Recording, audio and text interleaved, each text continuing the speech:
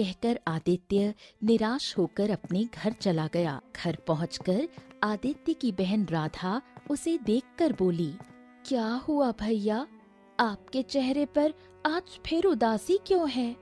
अरे उदासी नहीं होगी तो और क्या होगा। अरे बहन, तेरे विवाह का समय नजदीक है। ऊपर से गांव में सूखा खत्म होने का नाम नहीं ले रहा है और हमारे राज्य का राजा 20 वर्ष पहले लापता हुई अपनी पुत्री के वियोग में अब तक डूबा हुआ है। ऐसा लग रहा है पगला गया है राजा ही। अरे जिस राज्य का राजा ही पगला जाए, जनता क्या करेगी फिर? मेरे ऊपर तो ऐसा लगता है कि मुसीबतों का पहाड़ टूट पड़ा है, भंडार है मुसीबतों का।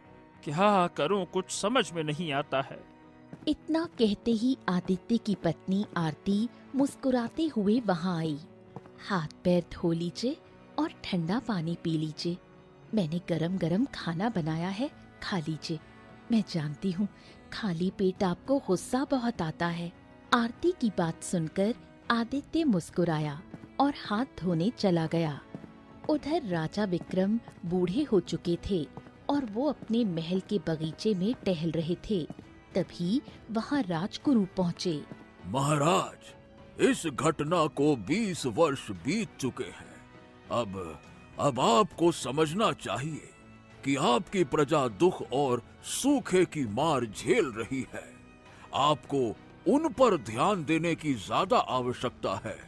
हाँ, अगर हमारा कोई पुत्र होता तो हम अपनी गद्दी उसे सौंप देते। हम किस बात के राजा हैं? बताइए राजगुरु, हम किस बात के राजा हैं? हम अपने इकलौती पुत्री को भी नहीं बचा पाए। अरे हम तो कहते हैं धिक्कार है ऐसे राजा पर। और आप भी राजगुरु, आप तो अपनी चमत्कारी शक्तियों का बड़ा दम भरा करते थे। अरे 20 साल हो गए, 20 साल। आज तक आप कुछ भी पता नहीं लगा पाए कि आखिरकार उस मायावी पेड़ का रहस्य क्या है। महाराज धैर्य रखिए। मायावी पेड़ का रहस्य चाहे कितना भी गहरा क्यों ना हो, लेकिन कोई ना कोई दिन ऐसा अवश्य आएगा जब उसका रहस्य खुलेगा। कितना धैर्य रखूं? 20 वर्ष से धैर्य ही रखकर बैठा हुआ हूँ। अब आप क्या चाहते हैं कि अगले जन्म तक मैं धैर्य बनाए रखूं? बताइए। इतना कहकर राजा विक्रम वहां से चले गए। कुछ समय ऐसे ही बीत गया। एक दिन हरियापुर गांव का शंभू नाम का लकड़हारा जंगल में लकड़ियां काट रहा था कि तभी उसके कानों में एक स्त्री की मधुर आवाज टकराई। दिन भर लकड़ियां काटने के बाद तुम बहुत ही थक जाते होंगे। शंभू जैसे ही पीछे पलटा तो एक बेहद सुंदर स्त्री खड़ी मिली। वो जंगल में घूम रही थी। अरे कौन हो तुम? मैं यहीं जंगल में रहती हूँ। पर पहले तो मैंने तुम्हें कभी नहीं देखा। तुम रहती कहाँ हो? मेरा घर वहीं है। शंभू ने देखा कि सामने एक रास्ता था जो मायावी जंगल का था। ओह, पर वहां से तो मायावी जंगल का रास्ता प्रारंभ होता है। ये सारी दंत कथाएं हैं। मायावी जंगल जैसा कुछ नहीं होता। मैं तो बचपन से वहीं पर रहती आई हूँ। अगर तुम्हें विश्वास नहीं होता तो तुम मेरे साथ मेरे घर चल कर देख सकते हो। मेरे माँ बाप वहीं पर रहते हैं। शंभू गहरी सोच में डूब गया और उसने मन ही मन कहा, लड़की की बातों से लगता है कि वो सही कह रही है। क्यों ना एक बार इसके घर जाया जाए। भविष्य में अगर भूख प्यास लगी तो कम से कम एक ठिकाना बन जाएगा। हाँ, ये सही रहेगा। इतना बोलकर शंभू सुंदर लड़की से बोला, आओ। देखो ठीक है, चलो तुम्हारे घर घूम आते हैं। जब पास में है तो चलने में क्या दिक्कत है। चलो, मैं चलने के लिए तैयार हूँ।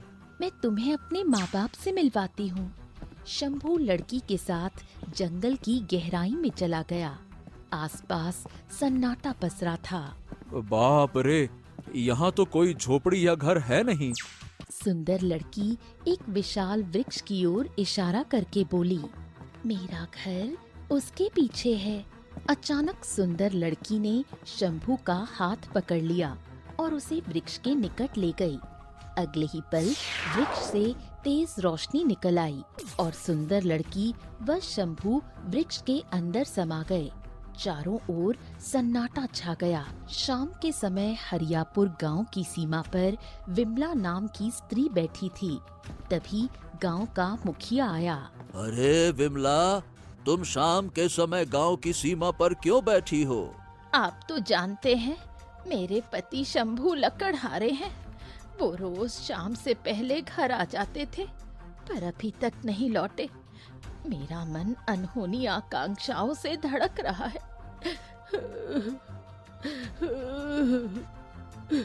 तभी एक और लकड़हारा आया और मुखिया से बोला, अरे हाँ, मैंने देखा कि शंभू लकड़ियां काट रहा था।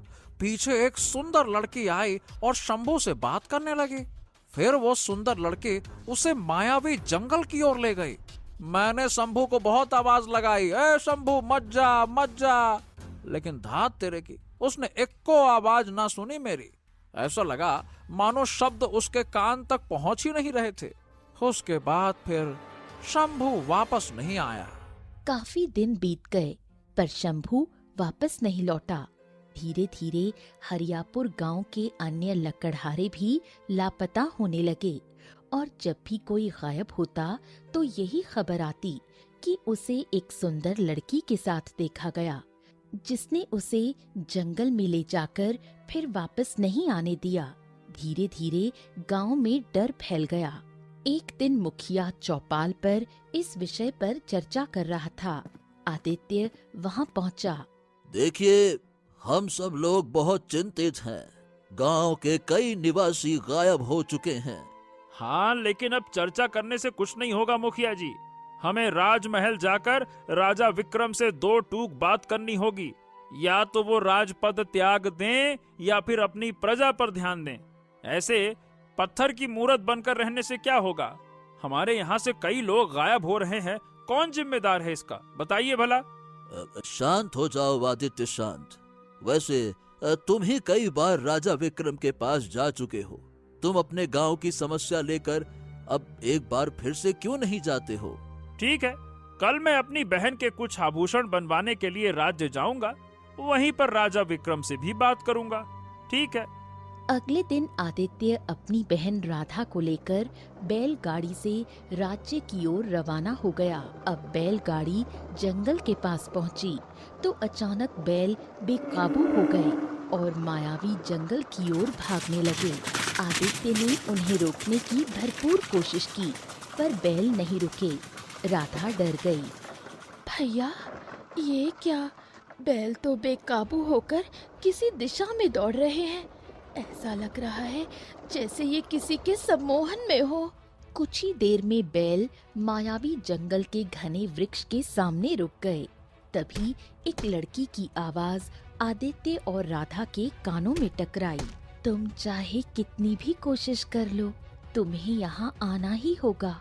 अचानक वृक्ष से तेज रोशनी निकली और वही सुंदर लड़की बाहर आई। उसने तुरंत राधा का हाथ पकड़ लिया और राधा को वृक्ष की ओर खींच लिया। रोशनी फिर प्रकट हुई और लड़की राधा को लेकर वृक्ष के अंदर गायब हो गई। हाँ, राधा राधा राधा!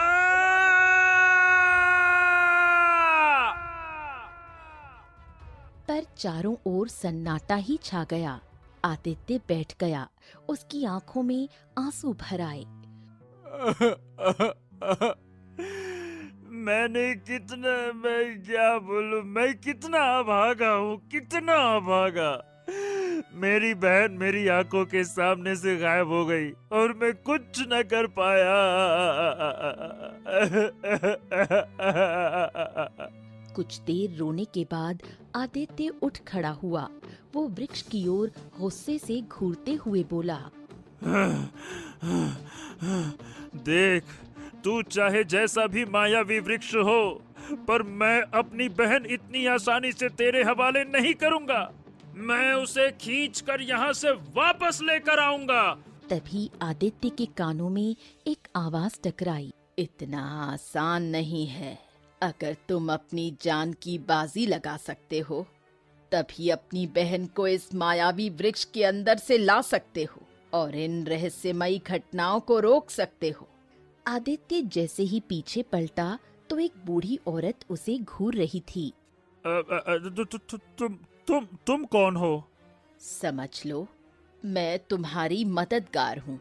लेकिन मैं तुम पर विश्वास कैसे कर लूं? क्योंकि इसके अलावा तुम्हारे पास कोई चारा नहीं है। देखो, मेरी बात गौर से सुनो। तुम्हारी आंखों के सामने इस वृक्ष के अंदर से रोशनी फूटी और एक लड़की बाहर आई, जिसने तुम्हारी बहन को वृक्ष के अंदर खींच लिया।